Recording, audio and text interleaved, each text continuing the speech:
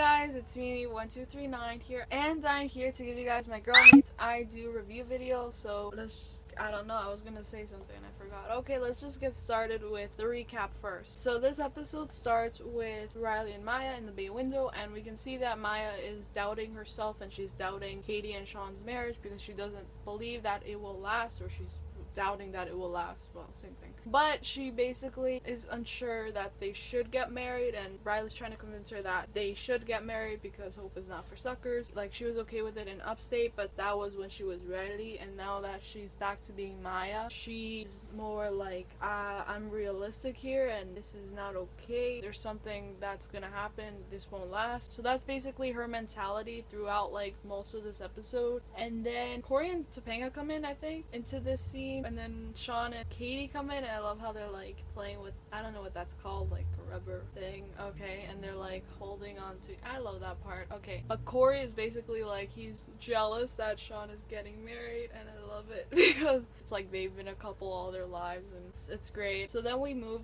to, I think this is like, so Maya's sleeping over, Shawn is also sleeping over, so Maya and Riley are sleeping over, like Maya's sleeping over, they're both in Riley's bed.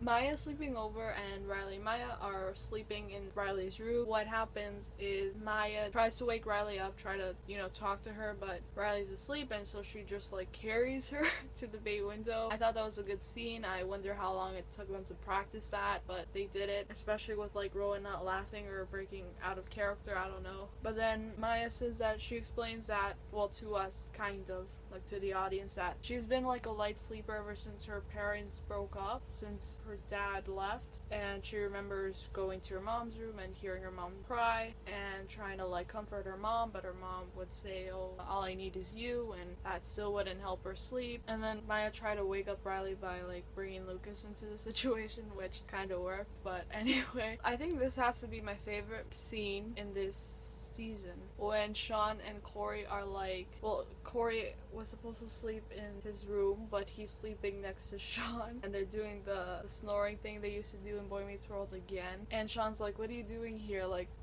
go sleep in your room, and Cory's like, no, this is like a slumber party, like you're getting married. So yeah, Cory's like, I'm okay with you getting married to Katie, I'm giving you my blessing, put her first before me. And Shawn's like, yeah, I know that, like I love her more than I love you. And then Cory's like, you know who I love more than you? Topanga. Yeah, is that shocking? Kinda to me, because I always thought he loved Shawn. Okay, let's be honest, he loves Shawn more than, okay. So yeah, I love how he was like trying to deny the fact that his friend is getting married, his best friend, his friend for life is getting married. They have a pillow fight, which was amazing. I love it so much. And Cory just literally ran out of the room, breaking the fourth wall practically, because he ran out to the stage which was so funny. And I know that Ben directed this episode, which was even better. Next scene is Katie and Topanga. They're in the bakery place. Is it a bakery? Coffee house? Cafe? That's what I call it. Katie's trying to figure out, like, see if she's a good wife. She would be a good wife for Shawn. Like, they're like looking at some quizzes on a magazine, and Topanga's like, that doesn't matter, like, you're gonna be a good wife if you're a good wife and if you want to be. So I love how that was kind of something that they did in Boy Meets World. I remember in season 7, I think they did an episode where they were like looking in the magazines, and Cory thought he was gonna die or that he should have already died, but now that's brought back, I guess. And again, Riley's trying to convince Maya that she should let them get married, Shawn and Katie, and she's like giving her all her hope. All there. Maya's still not convinced, so she goes to Shawn, back to the Matthews place. She tries to talk to him, trying to make him see that she doesn't accept it yet, and she's very doubtful and unsure. She keeps locking Riley out of the rooms and stuff, and out of her own room basically, and it's really very good, very funny how she did that. And then everybody else comes in, so Katie and Topanga come in. Shawn says, this wedding is not about you, Maya, this wedding is about us. Do you want to jump in with us? Then you will. So they're leaping for faith, a leap of faith. Maya's like, how can you prove it to me that you guys are ready? And Shawn takes them to the rooftop, and everything is set up for the wedding, a very small wedding. And he's like, the minister is gonna be here in an hour, so I guess he planned all this so that Feeney can be here from Philadelphia where's his wife? But anyway, I love how there's a talk between Shawn, Topanga, and Cory because they go to the bakery. I keep calling it a bakery, I'll call it a bakery. Whatever, it used to be a bakery. Because Cory and Topanga have been through this. Like, they've been through this, like,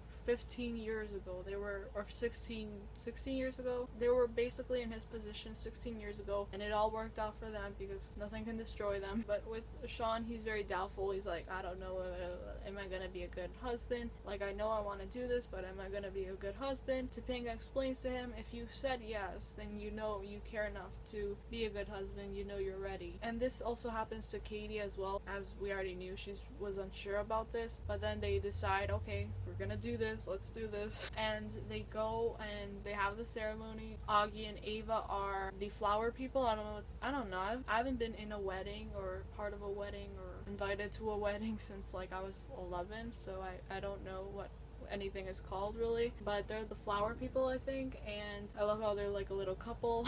They're like paralleling to Cory and Topanga. Topanga, Riley, and Maya are the bridesmaids.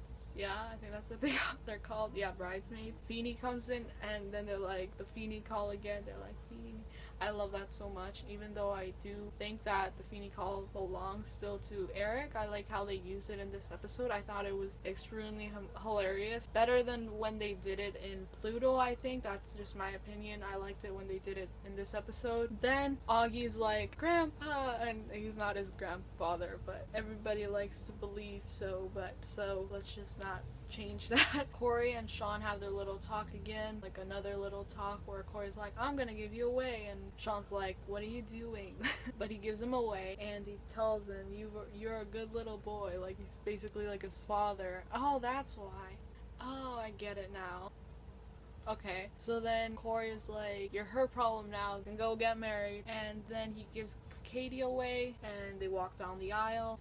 It would have been really funny if Shawn and Cory stood next to each other in front of Katie like they did with Cory's wedding. That would have been too much, but I would have loved that. But anyway, they say their vows. I love how Feeny was like, the Simon is due right now, Shawn, or Hunter, Mr. Hunter. Katie says her vows and she uses, I'm not sure if she uses like a Bible quote, but I love how she like incorporates her beliefs and religion into this vow that she has written for Shawn and for her wedding. And then when Shawn says his vows, he talks about how two best friends got married, they had a daughter, and their daughter has a best friend. Daughter's best friend's mom is Katie. They both wrote that vow together. I loved it so much. Katie's vow was supposed to kind of like parallel to when Angela said to Shawn in Hurricane, life knows what it's doing. I think that they did that on purpose, obviously. It would have been really interesting if Angela would have been there, but let's not push it. Maya gives her blessing again. She's like, I'm jumping in with you guys. She jumps in. They get married and we all live happily ever after for now, until the next episode, until the next issue. So then we're at the bay window again. Riley and Maya are there, and Maya asks Riley, is Shawn my father now? And Riley's like, yeah, I'll make that happen if you want. She's basically like her fairy godmother, making all of Maya's wishes come true. I think that's what Riley is now. I just figured it out. Shawn and Katie and Cory and Topanga come in, and I love how they're like, my wife, and then Cory's like, my wife, and she's like, what are you doing? And then Augie and Ava come in, and they're like, oh, where's the honeymoon? I don't remember what Shawn said, but then Ava was like, we have to go there now, to Augie. Yeah, I love that. I love how they're acting like kind of like an old couple, even though they shouldn't be, but they're kids. They're the youngest people on the show, but it's funny. I like it. And then Maya asks Shawn, am I your daughter now? And he's basically like, yes.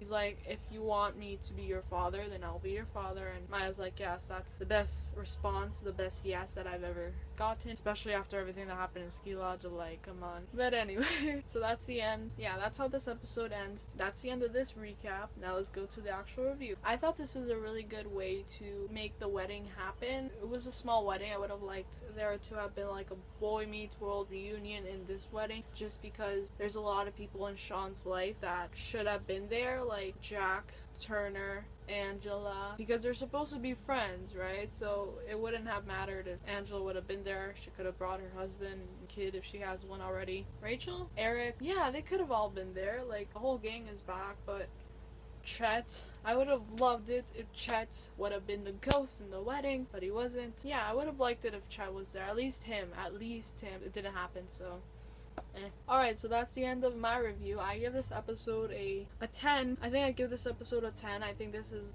I would keep saying this about like every single episode, but I think this is like one of my favorite episodes in this season and maybe in the show. I'm very happy about this episode, very satisfied, and my nose is itchy.